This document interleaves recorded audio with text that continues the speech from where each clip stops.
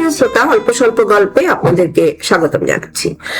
আজকেও আমাদের সাথে আছেন অবসরপ্রাপ্ত সিনিয়র জেলা জজ উম্মে কুলসুম। আদাব ম্যাডাম, কেমন আছো? খুব ভালো, এবং কিছু কিছু বিষয় নিয়ে ম্যাডাম একটু দুশ্চিন্তায়ও আছি। বিশেষ করে আপনি আজকে যে টপিক বলেছেন, ভাবছিলাম বিষয়টা নিয়ে।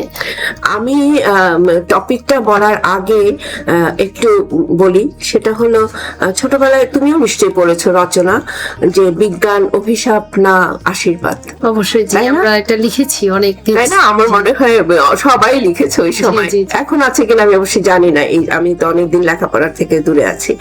আজকে আমাদের বিষয়বস্তু নারী সাইবার সহিংসতায়।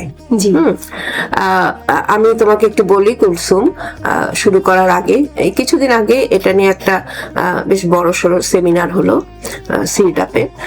তো আমি ওখানে গেছিলাম, আমাকে বলেছিল ওরা যেতে। তো ওখানে গিয়ে আমি ওরা একটা কিনোট পেপার যেটা বললো সেটা শুনলাম, সবার আলোচনা শুনলাম। আমার কাছে সত্যিকার অর্থেই আমি ভীত যে এই যে বিজ্ঞান এগিয়ে যাচ্ছে, এই বিজ্ঞান আমাদেরকে কি দিচ্ছে। মানে একে যদি আমরা সঠিক জায়গায় নিতে না পারি তাহলে কি হবে। আমার ধারণা ছিল কি যে বোধহয় আমরা আইন জগতে যারা আছি তারা এই তোমার কি বলে 302 যেটা কি বলে হত্যা মামলা বা তোমার ধর্ষণ এই ধরনের মামলা নিয়েই বা এই ধরনের ক্রাইম গুলোই বোধহয় মেয়েদের প্রতি বেশি হয়। কিন্তু এখন তো আমি সেই সেমিনারে যাওয়ার পরে আসলে আমি সত্যিকার অর্থে আমি খুব ভীত যে আজকে মেয়েরা এই যে সাইবার সহিংসতার শিকার হচ্ছে, এটা কোথায় গিয়ে দাঁড়াবে। তুমি কি বলো ম্যাডাম? আমি তাহলে আমারও একটা অভিজ্ঞতা বলি। বেশ কয়েক বছর আগে, এটা 3 বছর আগে হবে, পররাষ্ট্র মন্ত্রণালয় হতে উইমেন ইন কনফ্লিক্ট একটা বিষয় নিয়ে 2 দিন ব্যাপী একটা সেমিনার হয়েছিল, এবং সেখানে আমিও ছিলাম ল মিনিস্ট্রি থেকে প্রতিনিধি হিসাবে। আমি যে বিষয়টা প্রথমেই বলেছি সেটা হচ্ছে নারী যুদ্ধে কিংবা শান্তিতে সবসময় ভালনারেবল। যেমন ম্যাডাম, সিডরের রাতে আমরা দেখেছি যে একটি নারী প্রসব বেদনায় চিৎকার করছে, এবং সেখানেই তার সন্তানের জন্ম হলো, সেই সন্তানের নাম দিয়েছিল সিডর। এই ঘটনাটা আমরা প্রথম আলোর বদৌলতে দেখেছি। রোহিঙ্গা মেয়েদের কথা চিন্তা করেন, যারা দেশ ছেড়ে পালিয়ে এসেছিল, তারা কিন্তু সন্ধ্যার অন্ধকারের জন্য অপেক্ষা করত যে কখন অন্ধকার নামবে এবং ওরা ওদের প্রাকৃতিক কার্য সম্পাদন করবে। আমি দেখেছি যে আমার ব্যাচমেটরা, আমাদের স্কুলের ছোট বোনেরা আর্মিতে জয়েন করেছে, ওদের ম্যাটারনিটি লিভ শেষ হওয়ার আগেই তার ছুটি ক্যান্সেল করে তাকে চাকরিতে জয়েন করতে হয়েছে। তাহলে আপনি দেখেন প্রত্যেকটা স্টেপে নারীরা কিন্তু, আপনি শান্তিতে বলেন, দুর্যোগে বলেন, সবসময় তাকে একটা ভালনারেবল অবস্থার মধ্য দিয়ে যেতে হয়। আপনি যে প্রসঙ্গে আজকে কথা বলতে যাচ্ছেন যে অনলাইনে বা সাইবার ঝুঁকিতে নারীরা কিভাবে সহিংসতার শিকার হচ্ছে বা তাদের অবস্থানটা কি, সেখানে তো নারী সবচেয়ে বেশি বিপদগ্রস্ত হবে। এটাই কি স্বাভাবিক না?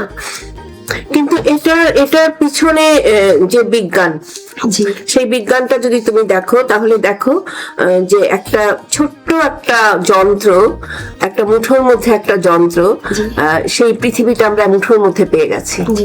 কিন্তু এই সত্যি কথা বলতে তুমি যেটা বললে আমি তার সাথে একমত হয়েই বলি যে মুঠোর মধ্যে যখন পৃথিবীটা আমরা পেয়ে গেছি একটা কি বলে এগুলোকে মোবাইল ফোনের মাধ্যমে, হ্যাঁ, এই মুঠোর মধ্যে যখন আমি পৃথিবীটা পাই তখন সেখানে পৃথিবীর যে যন্ত্রণা, পৃথিবীর যে আরাম, পৃথিবীর যে আয়েশ এবং ভালো মন্দ সবকিছুই তো পাই। তো এই যে সেই জন্য যে এই মুঠোর মধ্যে যে ঝড়ঝাপটা গুলো আসে, একটা ছেলের উপরে আসলে যে ধরনের মানে অসুবিধাটা হয়, মেয়ের উপরে আসলে কিন্তু অন্যরকম, তাই না? কারণ তোমার একটা মেয়ে যখন সাইবার সহিংসতার শিকার হয়, সে কিন্তু প্রথমে সেটা লুকায়, তাই না? অবশ্যই কিরকম হয়, যেমন একটা মেয়ে আগে আমি তোমাকে বলতে পারি, আমার মেয়েরা যখন একটু গ্রোন আপ হলো, তো তার আগেও বলি, আমি কিন্তু আমার মেয়েদের বেডরুমে কখনো দরজায় সিটকিনি রাখতাম না। যে বাড়িতে ভাড়া যেতাম বা গভর্নমেন্ট কোয়ার্টার যেটাই বলো, সিটকিনিটা খুলে রাখতাম, বলতাম যে না, সিটকিনি লাগানো যাবে না। জি। আরেকটা যেটা করতাম যে ওদের ওই তখন কম্পিউটার আসেনি, যে বড় বড় কি বলে ওগুলাকে, এরকম ছোট কম্পিউটার না, আমি তো এগুলো কম বুঝি, আমি তো ডিজিটাল জগতের মানুষ না, অ্যানালগ জগতের মানুষ, তখন বেশ ভারী ভারী ছিল। জি। কিন্তু ওই জিনিসটা আমি এমন ভাবে সেট করতাম যে দরজার পাশ দিয়ে মানে মনিটরটা, ওদের যে Exactly. মনিটরটা যেন আপনার নজরে পড়ে। মনিটরটা দরজার দিকে থাকতো, যাতে আমি হাঁটা চলা করছি দেখতাম আর কি। কিন্তু এখন তোমার ছোট একটা ফোন, তুমি কি করে জানতে পারবে যে তোমার মেয়ে কোন জিনিসটা দেখছে, তাই না? এবং কি হয়, সেদিন আমি ওই সেমিনারে যখন ছিলাম তখন একটা ভুক্তভোগী মেয়ে এসেছিল। সে মানে একটা 14-15 বছরের, 15-16 বছরের মেয়ে হবে। সে ওই তার একাকিত্ব, বাড়িতে একা থাকে, তারপরে এরকম দেখতে দেখতে একজনের সাথে কথা বলতে বলতে একটা ইমোশনাল একটা সম্পর্ক হয়, এবং তারপর থেকে সে মানে তার যে ছবি, কিছু ব্যক্তিগত ইমোশনাল সময়ের কিছু ছবি সে শেয়ার করে, সেটা নিয়ে ব্ল্যাকমেইল করে। এই মেয়েটা 2 বার সুইসাইডাল অ্যাটেম্প্ট করে, এবং তারপরে তাকে যখন ডাক্তারের কাছে নিয়ে যাওয়া হয়, সে তার বাবা মা কিছুতেই বোঝে না যে কেন মেয়ে এরকম হয়ে গেল, আমার মেয়ে এত ভালো, সে এখন ঘর থেকে বের হয় না, কিছু না, কি হলো। ডাক্তারের কাছে যাওয়ার পর প্রথম 2 বার 3 বারের কিছুই হয় না, 4th টাইম বা 5th টাইমে সে মুখ খুললো। জি। এই যে বাবা মা কিন্তু এত কিছু পরে জানতে পারলো যে আসল ঘটনাটা কি। তো ওখানে একজন পুলিশ অফিসার ছিলেন, উনি বললেন যে আসলে মানে এই ভুলগুলো তো মেয়েরা করছে। জি। হ্যাঁ, তো আর কিছু করছে হলো জেনে শুনে, মানে সময় কাটানোর জন্য জাস্ট একটা খেলনা হিসাবে এটাকে ব্যবহার করে পড়ে যাচ্ছে ইসের মধ্যে। কিছু আছে কিছুই জানে না, না জেনে একটা টিপ দিয়ে দিল। হয়তো একটা দেখা গেল যে ধর্মীয় বিষয়ে একটা অশালীন একটা কথা লেখা হয়েছে, দেখতে গিয়েই হয়তো লাইকে টিপ দিয়ে দিল, বা দেখতে গিয়েই তোমার একটা কমেন্টের মধ্যে হা হা চিহ্ন দিয়ে দিল, ব্যাস তাকে এসে বললো যে তোমাকে, তুমি এটা করেছো, তোমাকে মানে কাস্টাডিতে না হচ্ছে কেন, তোমার নিরাপদ হেফাজত। আসলে কিন্তু তাকে অ্যারেস্ট করা হচ্ছে। জি। তো এই যে একটা মহামারী আকারে, আমি তো তাই, আমি বিশ্বাস করো আমি ওখানে গিয়ে ভাবলাম যে এই যে, এবং মেয়েরা বেশি এটা শিকার হচ্ছে। জি। তো সেই জন্য ম্যাডাম আমি যেটা মনে করি যে আমাদের যে কম্পিউটার লিটারেসি, আমাদের যে ডিজিটাল লিটারেসি, এইটার কিন্তু সবচেয়ে বেশি প্রয়োজন। আমি যদি একটা গাড়ি চালাতে না জানি, তাহলে আমি গাড়িতে স্টার্ট দিলে আমি তো স্বাভাবিকভাবে বিপদে পড়বো।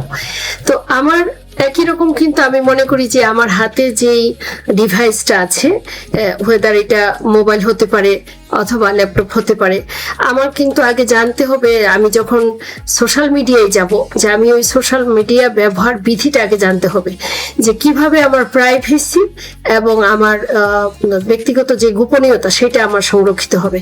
আপনি যাদের কথা বললেন যে গ্রুপ অফ পিপল, যারা আমাদের টিনেজ গার্ল, ওরা বেশি শিকার হচ্ছে, বেশিরভাগ ক্ষেত্রে হয় যে ওদের ফ্রেন্ডরা, ওদের সাথে হয়তো এমন সম্পর্ক, তার ডিভাইস কিন্তু হয়তো বা তার ফ্রেন্ডের কাছে দিয়ে দিচ্ছে, সেখানে সে এমন একটা কিছু সেট করে দিল যে তার সমস্ত ব্যক্তিগত তথ্য, ছবি সে পাঠাতে শুরু করে দিল, মেয়েটা জানেও না।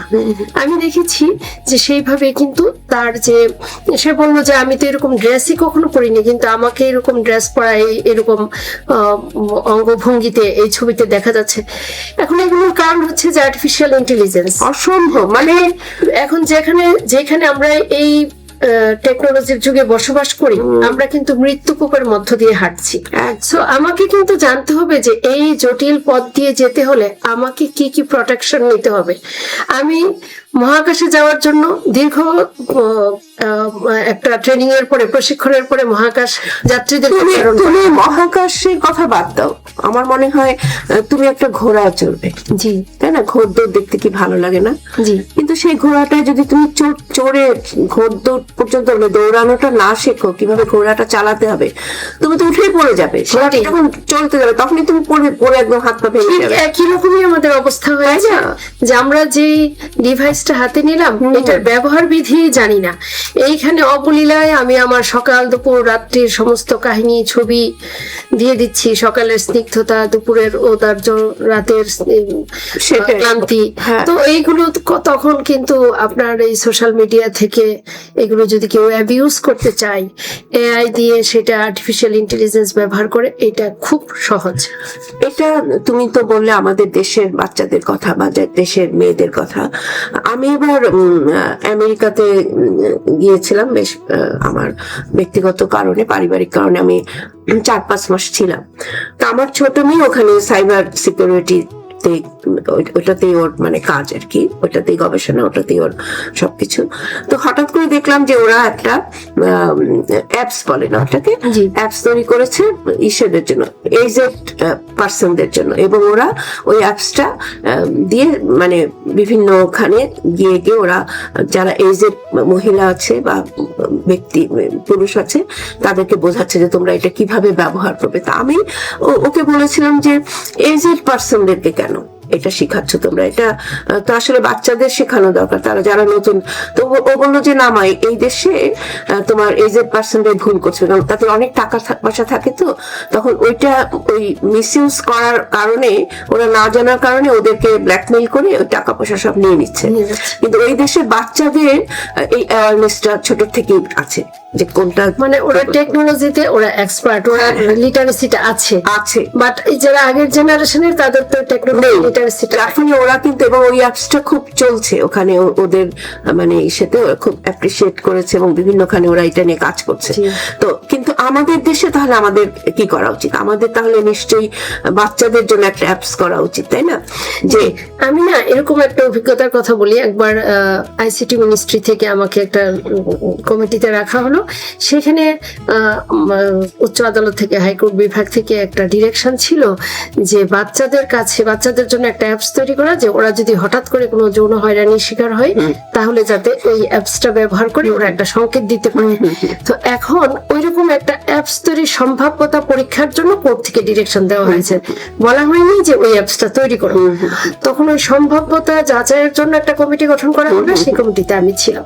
তো আমার তখন একটা প্রশ্ন ছিল, আমি বলেছিলাম যে আপনারা কাদেরকে টার্গেট করেছেন? ওরা বলছিল যে 7 to 12 ইয়ার্স, তাদেরকে 7 থেকে 12 বছর। তাহলে তাদের প্রত্যেকের হাতে একটা স্মার্টফোন দিতে হবে ওই অ্যাপসটা ইনস্টল করার জন্য। ওদের কিন্তু সবসময় আপনার অনলাইনে রাখতে হবে, আপনার একটা স্মুথ ইন্টারনেট আওতায় ওরা থাকতে হবে, তা না হয়তো ওই অ্যাপস ব্যবহার করতে পারবে না। তারপর ওদেরকে কিন্তু এই লার্নিংটা দিতে হবে যে তুমি এইভাবে যৌন হয়রানির শিকার হতে পারো।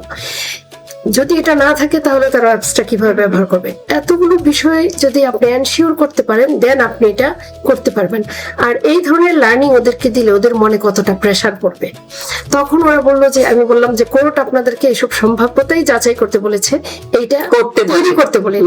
তখন সবাই বুঝতে পারলো যে না, আসলে এটা করা উচিত না। তো আপনি যেটা বললেন যে আমাদের কিন্তু এখন ওই এই সেন্সের মধ্য দিয়ে যেতে হবে যে from the very beginning of their learning, আমরা যখন যেমন ধারাপাত অঙ্ক শেখাই, ইংরেজি শেখাই, একই রকম ভাবে কম্পিউটার লিটারেসি শেখাতে হবে, এবং সাইবার বুলিং, কিভাবে সাইবার বুলিং এর শিকার হয়, কিভাবে হতে পারে, কিভাবে এগুলো প্রতিহত হতে পারে, এইগুলো আমাদের শেখাতে হবে।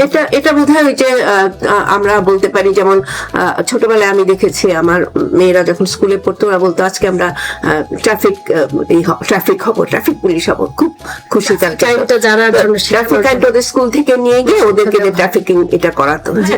তো সেরকম আর কি, মানে বাচ্চাদেরকে যে সড়ক নিরাপত্তা কিভাবে করতে হয় সেটা শিখলে তারা, ওরা বুঝতো যে আমাদের ওইটা মেনে চলতে হবে। তো আমাদেরকে কিন্তু আমাদের যে রেকর্ড সময় দেখাচ্ছে, তবু আমি বলে নিই একটু সংক্ষেপে।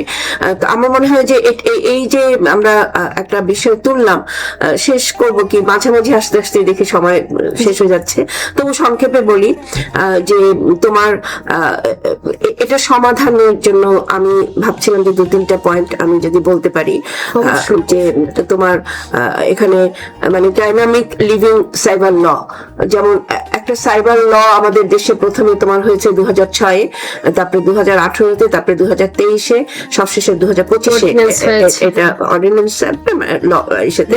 হয়েছে।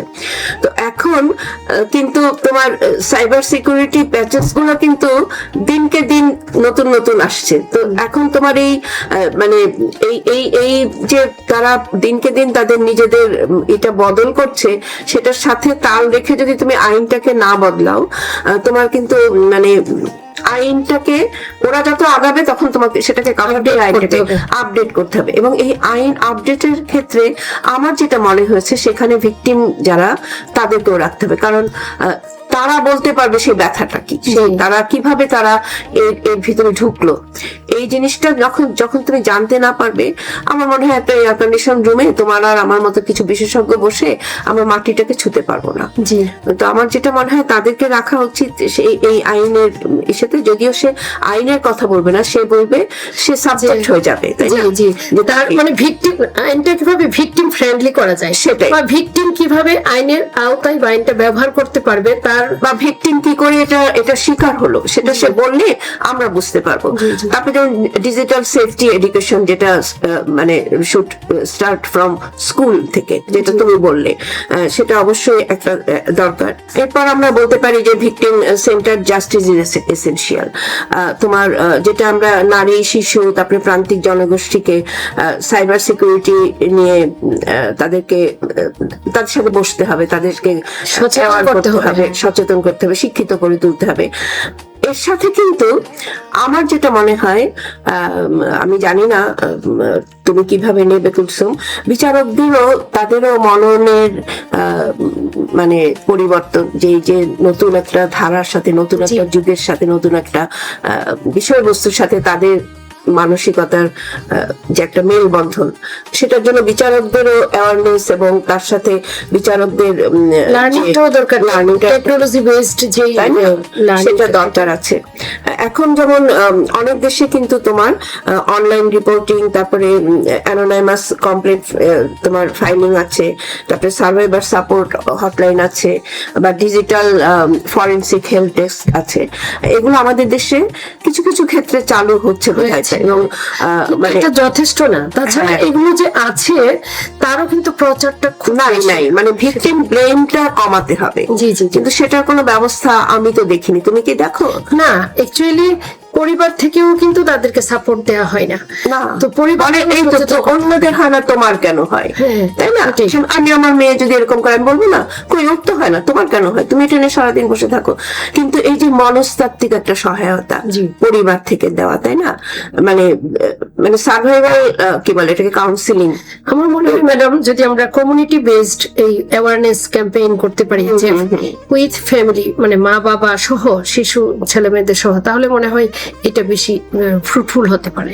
আরেকটা ব্যাপার আমি যেটা বলতে চাচ্ছিলাম, যে উইমেন মাস্ট শেপ সাইবার পলিসিতে তোমার উইমেনদের যেটা এর আগে যেটা বলেছিলাম, যে তা না হলে যেটা হবে কি, মানে এটা ঠিক আমি হয়তো বললে অনেকে এটা নিতে পারবে কিনা, মানে এই সমাধানটা পুরুষতান্ত্রিক বায়াসনেসটা থাকে। কারণ এই নারী ঘটিত যা কিছু, সে নারী যদি বোঝে, যতটা বুঝবে, পুরুষরা ঠিক ততটা বুঝতে পারবে কিনা আমি সন্দেহ প্রকাশ করি। সেজন্য ভুক্তভোগী যেহেতু নারী, তাকে রাখতে হবে, এবং একটা মানে নারী প্রতিনিধি থাকাটা ভালো অবশ্যই পলিসি মেকিং এ আর কি। এবং তুমি দেখেছো যে ইউরোপ, ভারত, ইন্দোনেশিয়া এসব জায়গায় আমরা দেখেছি যে এখানে কিন্তু এটা পার্সেন্টেজটা ঠিকভাবে রাখা হয়। আর যেটা সবচেয়ে বড় কথা, যে তোমার technology must be paired with empathy, মানে তোমার যে সহানুভূতির সাথে কাজটা করতে হবে, তাই না? তো আমার মনে হয় সময়টা আমাদের শেষ হয়ে যাচ্ছে, কিন্তু আমার মনে হয় ম্যাডাম আমরা জাস্ট শুরু করেছি আমাদের আলোচনাটা। আমাদের যে অল্প স্বল্প গল্পটা, এটা নিয়ে আরো অনেক কিছু বলার আছে, অনেক কিছু জানার আছে। আমার মনে হয় বলার আগে আমাদেরকেও জানতে হবে, সেটাই আমাদের জানতে হবে, এবং এটা আরো বড় পরিসরে বিভিন্ন আঙ্গিকে আমরা এই আলোচনাটা চালাই। তবে আমার মনে হয় যে আমরা আমি যেটা বলি, আমি বারবার বলি অ্যানালগ, আমি মানুষ, আমি এই ডিজিটাল জগতের কিছু জানি না, কিন্তু জানি না বলে বোধহয় আর মানে চোখ ফিরে থাকা যাবে না। কারণ আমি সত্যি আমার কাছে তাই মনে হচ্ছে যে এটা মানে এই যন্ত্রণাটা মরার উপর খাড়ার ঘা হয়ে আমাদের দেশের মেয়েদের উপর আবার এসছে। কারণ এতদিন একরকম ছিল স্ত্রী হত্যা, তারপর নারী নির্যাতন, কিন্তু এই যে সাইবার বুলিংটা, এটা একেবারে বোধহয় মানে ভীষণ ভাবে আমাদের উপরে এসে দাঁড়িয়েছে, এবং এটার থেকে আমাদেরকে রক্ষা পেতে হবে। কুলসুম, আসলে আমরা কিছুই বলতে পারলাম না, মনে হয় শুধু শুরু করতে পারলাম, তাই জি, না? ম্যাডাম। এটা নিয়ে অনেক কিছু বলা যাচ্ছে। আমি আমি আমি দেখছিলাম যে তোমার অনেক প্রস্তুতি ছিল, আমার অনেক প্রস্তুতি ছিল, আমার শেখা কম ছিল, আমি আরেকটু শিখে এসে বলতে চাই। তোমার প্রস্তুতি ছিল, এটাকে আমরা আজকে প্রথম পর্ব হিসেবে বলি। অবশ্যই ম্যাডাম, আমাদের আরো অনেক বিষয় আলোচনা করার আছে। আমরা এটাকে যদি প্রথম পর্ব বলি, তাহলে দ্বিতীয় পর্ব নিয়ে আমরা কোনো এক সময় আবারও আসবো, তাই তো? জি ম্যাডাম। ঠিক আছে, আমাদের হাতে একদম সময় নেই। আজকে এই পর্যন্ত। শ্রোতা বন্ধুরা, দেখা হবে আগামী বৃহস্পতিবার রাত 9টায় প্রমাণিত অপ্রমাণিত অনুষ্ঠানে। ধন্যবাদ।